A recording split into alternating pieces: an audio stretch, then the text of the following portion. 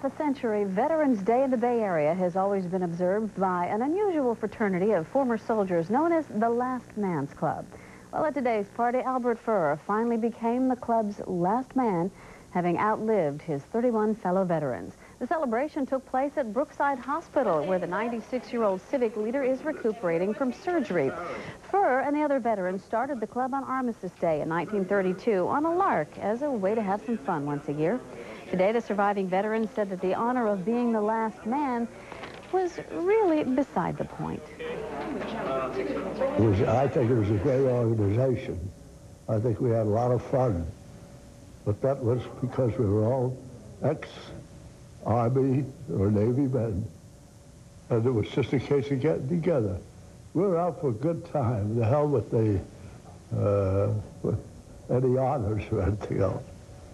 Well, the last man was to receive this bottle of champagne. It is soured. It will now be donated to the Contra Costa Historical Society. Furr was also supposed to receive what was left of the club's coffers. He says that was depleted years ago by all the parties they threw. It was a wonderful story. Yeah. Furr is 96 years old, the last survivor in a unique club formed more than half a century ago. A group of World War I buddies created the Last Man Club, deciding whoever outlived all the others would inherit a bottle of mum champagne signed by the whole group. Furr wins the prize, but he calls it a dubious honor. Whether unfortunate or unfortunate, the thing is living this long. See, in 2 months I'll be 97. And the trouble is, you get some complications that are a little bit rough.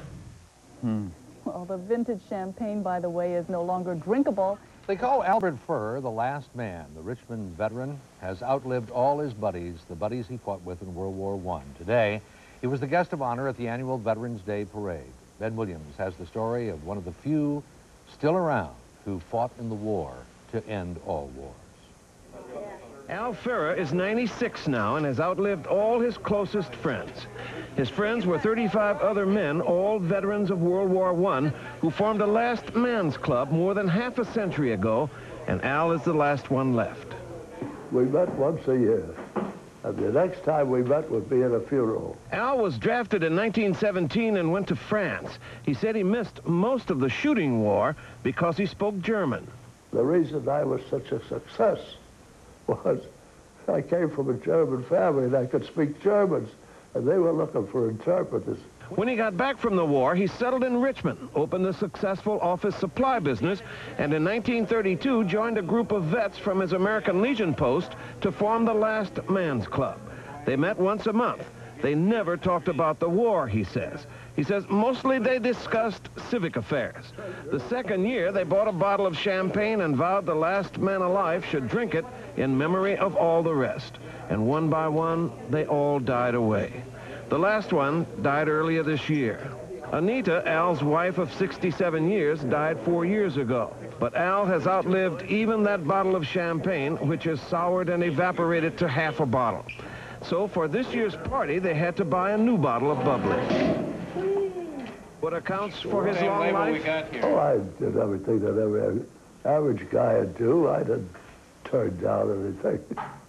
Al says he's enjoying the party with the cake and champagne, but he says he doesn't take much joy in being the last man because now all of his friends are gone. He says next year he'll probably just spend this day in bed. From San Pablo, I'm Ben Williams, Channel 5 Eyewitness News. That last bottle of champagne and all the other memorabilia from the Last Man's Club will be donated to the archives of Contra Costa. That has its roots in the Revolutionary War. Every Veterans Day since then, the surviving members of the club celebrated together. Today, only one member of that club is left, the last man. And in San Pablo today, he had a special celebration. Betty Ann Bruno was there. World War I veteran Al J. Furr wheeled down the hall of the convalescent hospital he calls home these days. At 96 years old, he has now outlived all of his buddies to become the last man of the Last Man Club. Now, the last man was supposed to drink this bottle of champagne, bought back in 1932 when the club was first organized. But it's a bit too old. So the original bottle, autographed by the 32 club members and stored all these years in this special case, will go to the Historical Society. And Al Furr today sipped the 1976 bubbly. I want to thank you for this. I'm only sorry that My treasurer had to pass away. The treasurer was Victor Paracchini, the next to the last man, who died last February. I'm really happy I'm here today to say thanks to you, Al Furr. Thanks. Sure. Here's to you. Thanks, God. Al Furr's 96 years haven't dimmed his memory at all. He told stories and joked with reporters as he looked over some old scrapbooks of the club members and their careers, doctors, bankers, lawyers, and businessmen. Now, the empty chair was over here. The undertaker sat there. They never let him in.